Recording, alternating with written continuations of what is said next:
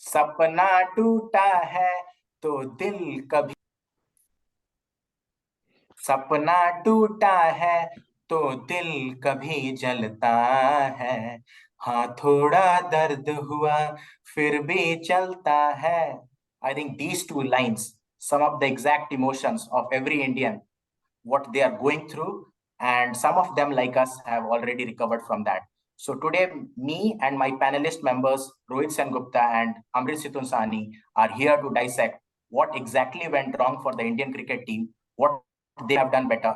They did everything right as they have been doing since the 2014, 2015, and all those years where they reached the knockout phase. But something is missing that is not letting them cross the final hurdle. So I would ask Rohit Sengupta to throw some light on it, that what went wrong for them, what they could have done better, and also I would like him to throw some light on the positives that India could pile upon in the upcoming events to reach that final hurdle, which they have been missing since 2014. So you can continue, Rohit. Good evening, everyone. So, first of all, Siddharth, yeah, of course, you really put that correctly. We all were heartbroken. As you can see, that I am so heartbroken that I have not changed in the day of the final. I'm still wearing the Indian T-shirt. The Indian team could not put the third star, but I have the third star here on my chest. But Rohit, I saw you sitting in the restaurant that day after the match. Yeah, that was a stress meal that I was trying to have actually. I was so stressed that I just required some, taste in my, to comfort my taste buds. So that's why I think you saw me in the restaurant. But yeah, like jokes apart, I think India is struggling due to one serious pattern that India has made in the recent years of losing in the crunch games and not finishing the games and taking it home. I think वही है जो एक pattern बन जाता है, जैसे south Africa का एक पैटर्न है जो कई सालों से चलते आ रहा है, that they just can not win the knockout matches and finish off winning the tournament. India का भी वही हाल है. मेरे को लगता है 2014 से इंडिया एक भी टूर्नामेंट जीता नहीं है, और I think this was the seventh occasion that they lost in a knockout game. First of all wicket बहुत स्लो था. टॉस का बहुत बड़ा एडवांटेज मिला ऑस्ट्रेलिया को, वो तो obviously understood as self explanatory, and Australia executed the plans extremely well. They fielded extremely well. We saw a few lapses in the Australian side due to their fielding in the initial games of the tournament, but they really brought the A game on the final day. And I think India took a lot of pressure. I think that is one key factor, that India, just because they have not been able to finish the games from the past few years in the semi-finals and finals, they took a lot of pressure. And that was clearly evident on the cases of KL Rahul and Surya Kumar Yadav, who were, I think, playing. They are not much experienced in playing the knockout games. I think Surya Kumar Yadav was playing his, I think, first knockout game, if I'm not wrong, in any major tournament. Second, 2022 semi-final. Okay, so it was just his second, crunch game or knockout game, which you can say. It was a final. I think it was his first final, so it's little understood that he was bound to have some pressure, but he should have tried to take on. But he has played IPL final. IPL knockouts he has played already. Yeah, IPL final में उतना pressure नहीं रहता, because not much is at stake. In a final game of the World Cup, the whole dreams of the all countrymen are at stake. So it's pretty much to carry upon your shoulders. So I think that pressure really took upon India. And India started well in the bowling department. We thought that कुछ शायद हो जाए यहाँ partnership अगर break हो जाता head और लबुशन के बीच, तो चांसेस तो ऑब्वियसली थी. 240 was at least a competitive score on that wicket. But unfortunately, God had written some other script, and we were unable to finish in the correct side. That was quite unfortunate, as you mentioned, that India could have done better. They succumbed to pressure, as you mentioned that correctly. But as you are mentioning things, you threw some light on Surya Kumar Yadav and KL Rahul. So there was a social media content going on that even Virat Kohli's knock could have been little bit faster. Do you agree to that? No, see, I don't agree to that because Virat Kohli scored, I think, 54 of some 60 odd balls, if I'm not wrong. I think that is a good pace. You bound to slow down a bit when you are 3 wickets down in the final. That is for sure. That one a slow wicket. But having said that, I think Rahul's innings was actually the slow one. I think 60 of 104 balls is 110 just release. a 110 balls. 110 Mhm. 110 balls. I think it's very, very slow. I think you have to show And just a a single little boundary. bit. Just a single Yeah, boundary hit. that is excruciatingly, I think, slow in a final where you have to impart some pressure on the opposition as well. You just cannot keep on taking the pressure that the opposition is imparting upon you. So I think that was a little bit surprising for me to see because KL literally played a very terrific innings in the last two matches against New Zealand and against Netherlands. Netherlands. Yeah, and coming into the final with such good form, with having played such paced innings, I think he lacked, uh, you know, how to put it, like the heart to contain the pressure within him and then just express himself. That was But one thing but which Mohit, cost there him. is a perspective in the social media, as you said that Rahul was brilliant against Netherlands. So there is a perception you might have also heard in 2014 till 2019 or 2020 that Rahul tends to perform against comparatively weaker opponents more often than not, and when it's a bigger game or against a quality opponent, and even the if you look at the stats, even stats do justice to this on connotation which has been always associated with KL Rahul, that he comparatively performs better against weaker opponents and in comparatively less important games.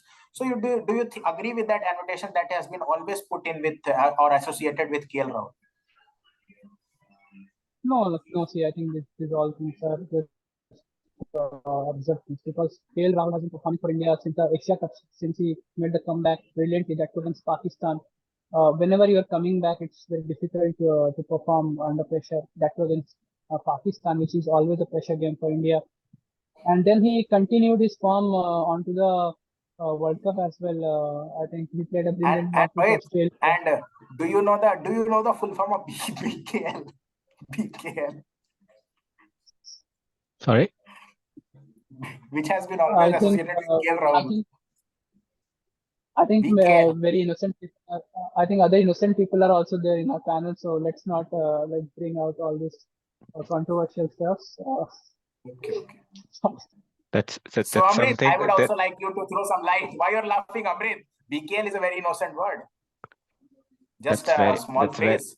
that's very true It's in a a short way. form.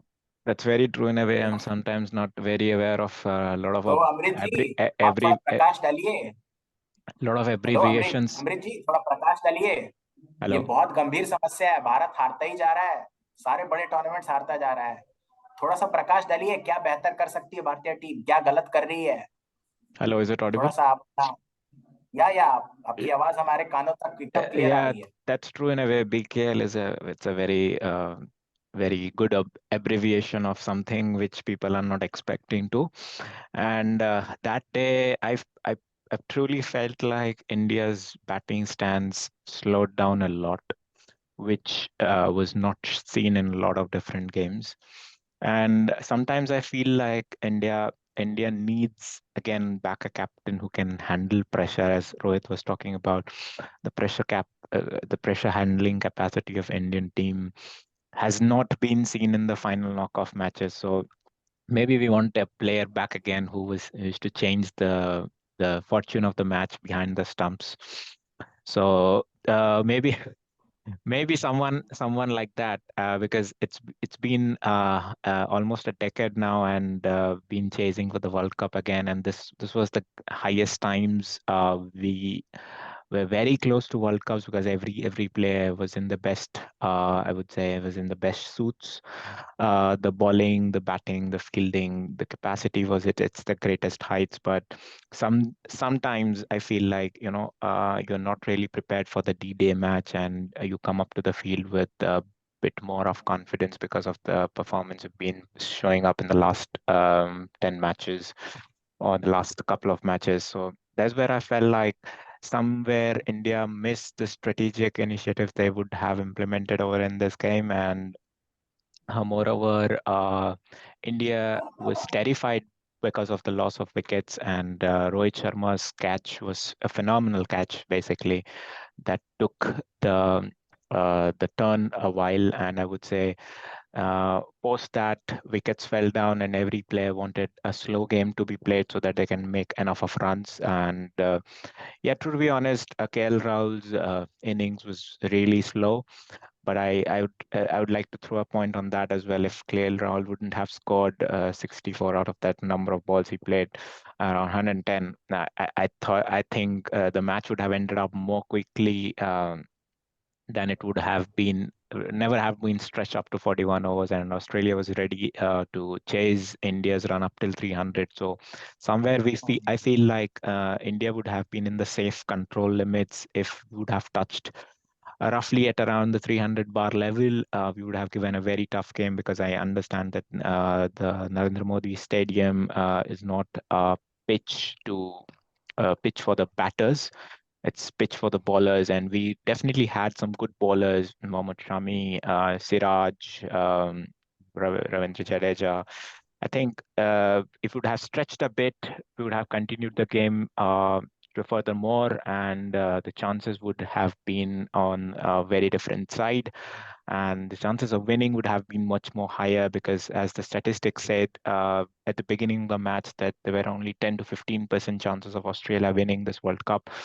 But looking at the stances, or looking at the Matches are not statistics, played on paper, right? Matches are that's not played on that's paper. that's true. That's absolutely true in a way. And by the time we took the wickets, the statistics were almost at the half level. And if we would have knocked on few more wickets, I think the trophy might have been to our pockets. So I definitely feel like Australia, definitely a great team, to be honest. Has taken up very strategic initiatives, knows how to handle pressure at the D-Day. They won the matches which they have to win. Of course, there were a couple of matches they lost as well, but I think they learn from their mistakes, and India has to be in the right track back again to learn from the mistakes and to see what changes can they go around, include some potential players in the squad who can really be on the side to control the batting side and the bowling side as well. We need a better all-rounder. Hardik Pandya was a great loss to us, to be honest, in this match, and I expected like Hardik Pandya to be back to the semi-final, the quarter-final match, but that didn't really happen. And I personally felt like maybe Ashwin as a spinner could have been included, because we lacked that as well. Uh, but certainly, again, we as a team, we are more profound in batting as opposed to bowling. So I particularly feel like batting could have been much As far better. as Amrit, I would like to interrupt you in one thing. Two things I have got in mind, because we have to wrap this enough, because we have one more session on a different topic. So just wanted to wrap it up with 2 points which you mentioned. Those were two most important points which you mentioned. So just wanted to give a perspective on that. I'm not saying whether it's a correct perspective or a wrong perspective, but just wanted to give a perspective of different people who have spoken on such stuff which you also spoke. So as you mentioned about that, KL Rahul wouldn't have scored that 60 runs, then India could have not reached even 240. You mentioned it correctly, but there is a perspective of Gautam Gambhir. He mentioned the same, but he has a different perspective to it. He told that when you go to a semi-final or final, it's better to get all out in 150 than to score a 240, that is a below par in a knockout match. It's better to go all guns blazing and get all out for 150. That's his perspective. I'm not saying whether he's correct or he's wrong.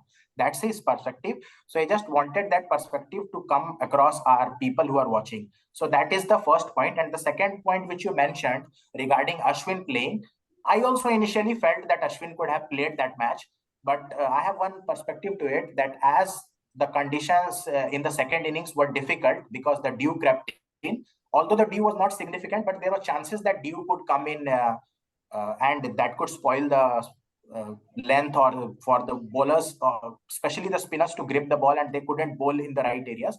So if Ashwin would have played, then he could have been liability if India would have been chasing. 3 spinners bowling with that wet ball, that could have been a more liability than 3 pacers playing. So that might have been the thought process. I'm not into that dressing room, or I'm not the fly on the wall in that dressing room that I'll know exactly what they're thinking.